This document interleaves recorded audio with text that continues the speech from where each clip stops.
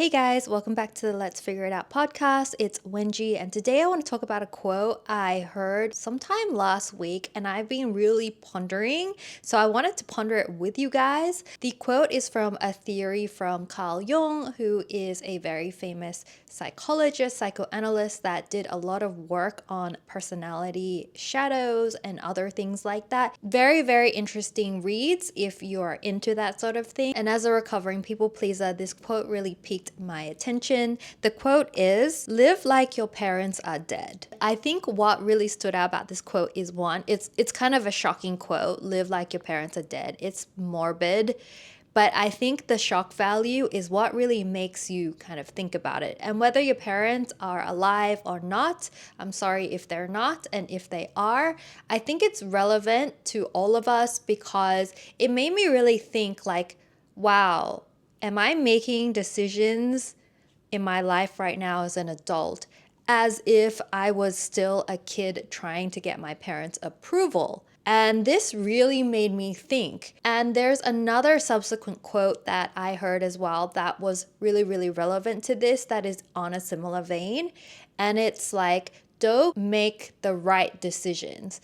As in, when you make decisions, a lot of us think, is this the right decision? But what is right? Usually what right refers to is social values, cultural values, things that you've been taught by your parents, your friends, your environment.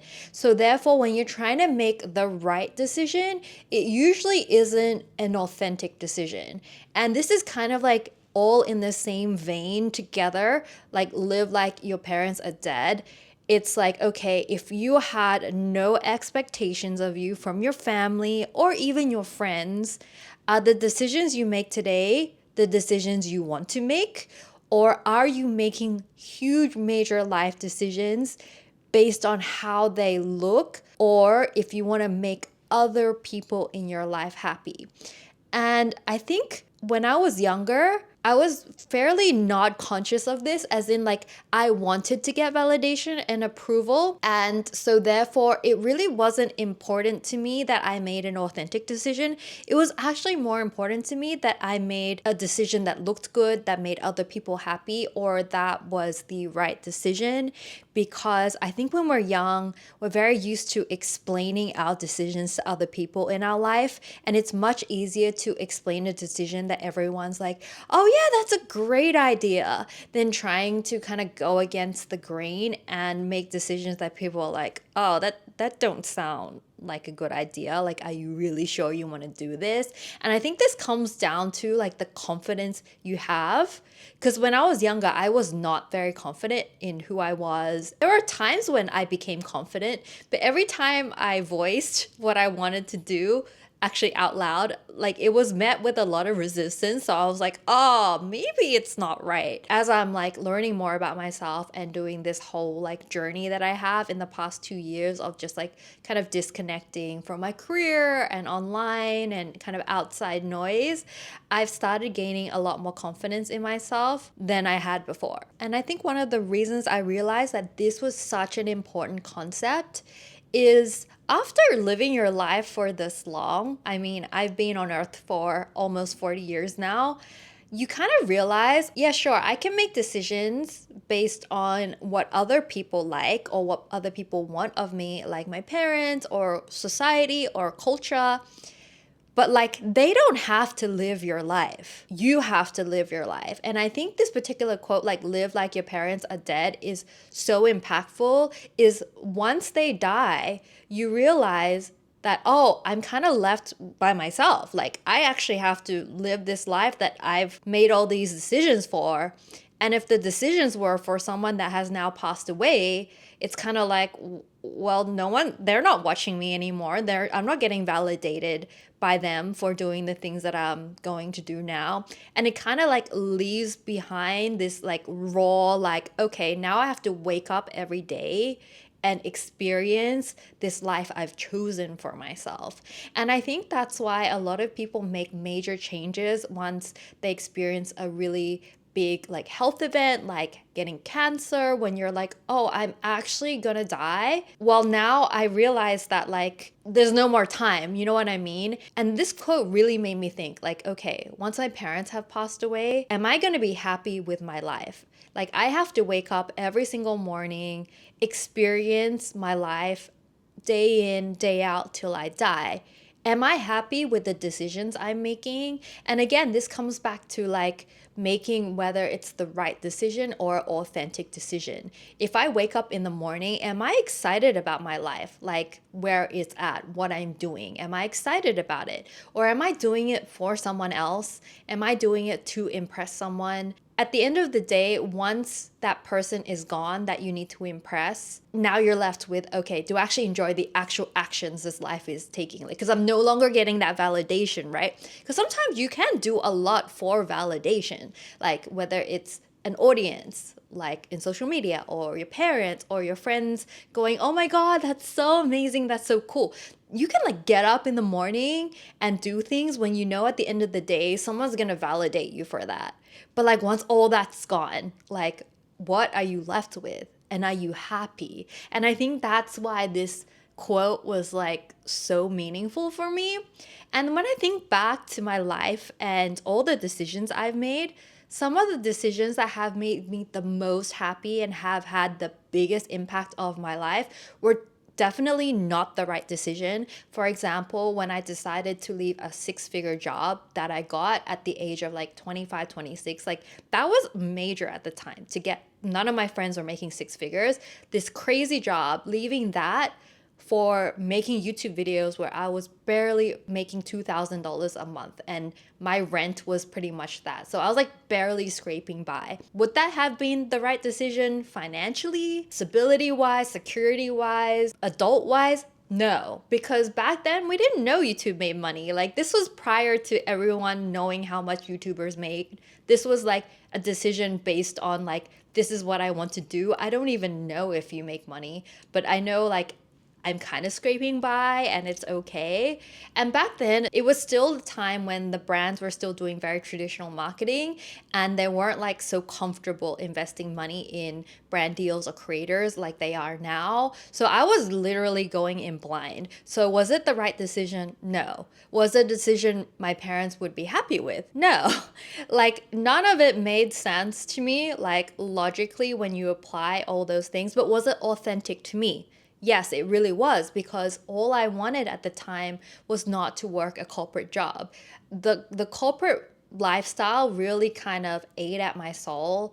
I'm a very like freedom loving creature. I didn't really wake up well in the mornings. I couldn't make it to work most of the time. It was just dragging myself out. I'm not really good at a schedule, but I'm really good at creating things and making things happen if you just kind of let me do it in my own time.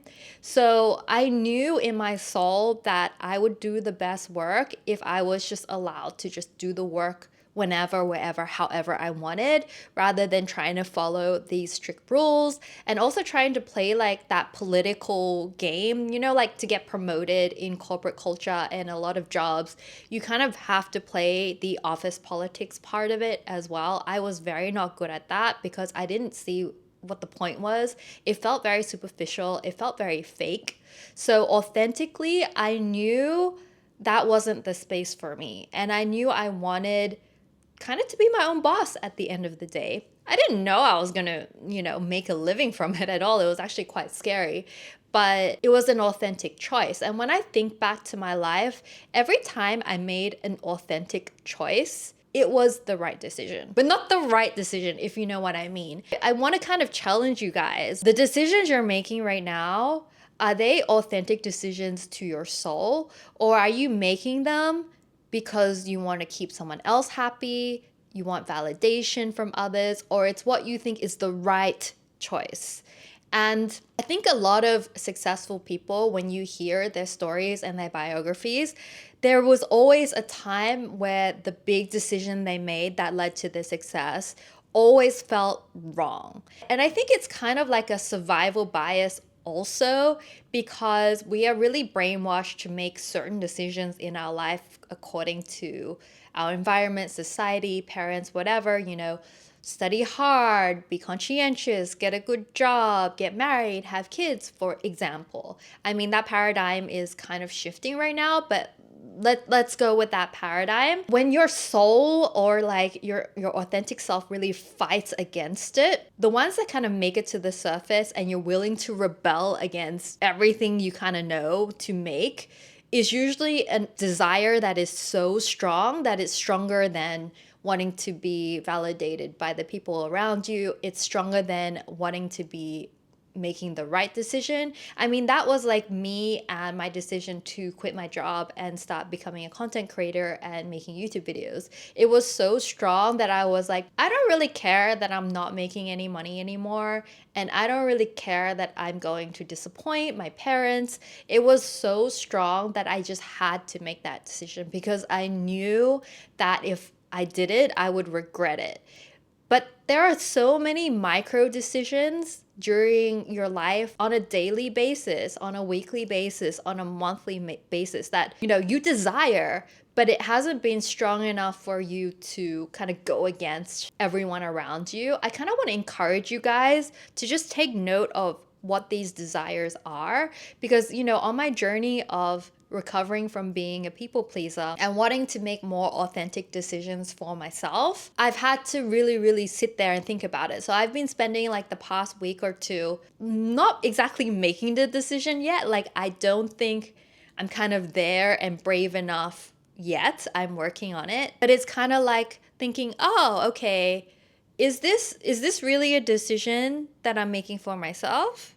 Or is it what I think is right? And I've like started adjusting my life accordingly. So some of the small adjustments I've made based on being inspired by this quote in the past couple of weeks is I had a gym routine because I'm approaching kind of my 40s. It's very important to keep your muscles because you lose muscle at a higher rate as you get older. I got a scan, a DEXA scan, I think it's called, but it's basically a bone density scan, and I got discovered I had osteopenia. I decided to start lifting weights twice a week.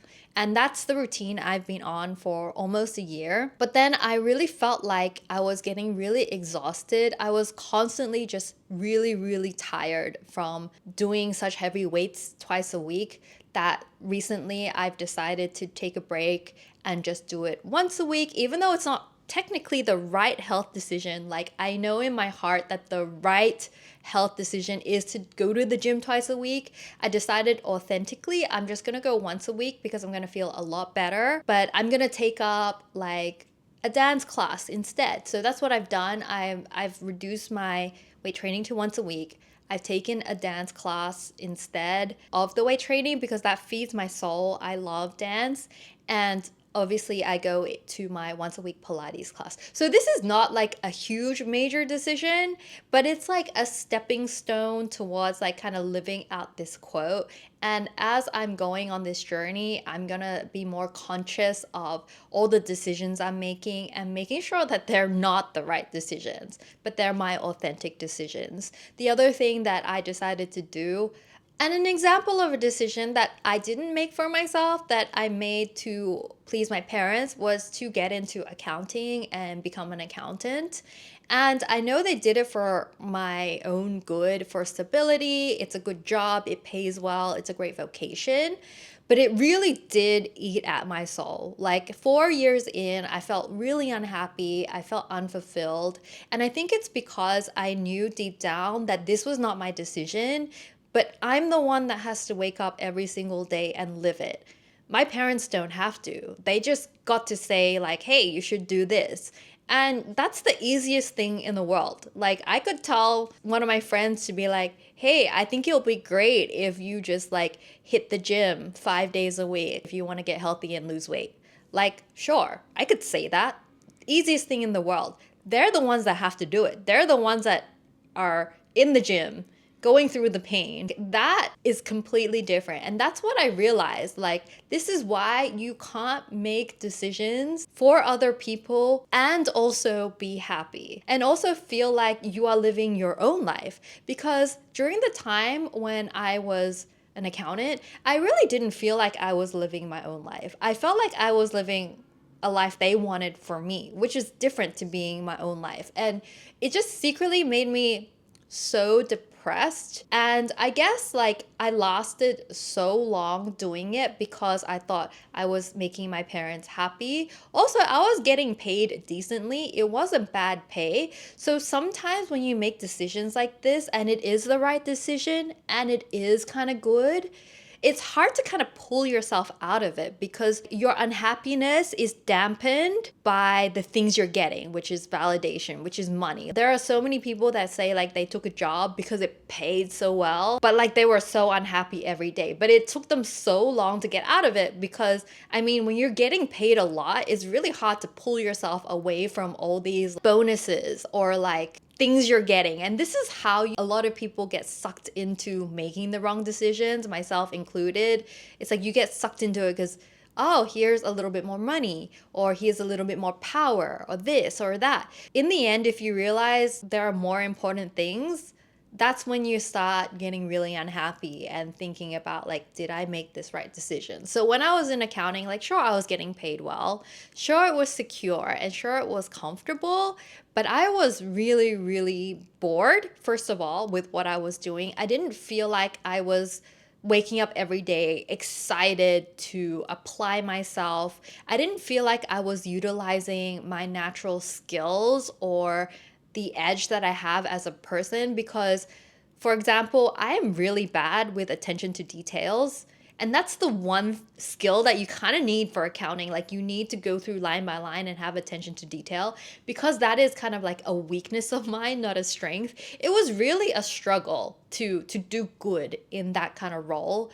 I had to put in like 200% just to make up for my weakness to be decent at my job. So no, I did not wake up every morning feeling like, oh my God, I'm so excited to do this. And I think that's what ultimately made me want to do a side hustle and kind of get out of it. The final straw was actually my manager telling me like, hey, this is your first warning. You're doing a really bad job. In my head, I'm like, yeah, I know. I really don't enjoy doing this. Eventually, if you make a decision for someone else, eventually it's going to come back to bite you in one way. Like it might feel good in the moment that you're doing it for other people and you're being validated and you don't have to break through all that kind of resistance like of other people going, are you sure? Or I think you're making a bad choice, disappointing people. You either get it in the beginning or the end. Like that's what I figured with these decisions. So I could avoid all that resistance and friction and disappointment in the beginning. But in the end, it was disappointment from my manager for not being great at accounting, disappointment in myself for not making my own choices, and just this underlying unhappiness in my life. So you either get it in the beginning or the end. It's going to come back to bite you eventually in one way or another. So you might as well make a decision for yourself and own it. So even if the consequences are not good, at least you're like, hey, I created the situation where the consequence was not good. I want to hear stories where you guys have made authentic decisions for yourself. How did that turn out? I also want to hear stories where you made decisions based on other people's wants and wishes. How did that turn out? Would love to hear your experiences, whether you want to implement this quote into your life, and all your thoughts. So thank you so much for joining me again on the Let's Figure It Out podcast, and I'll see you guys soon. Bye!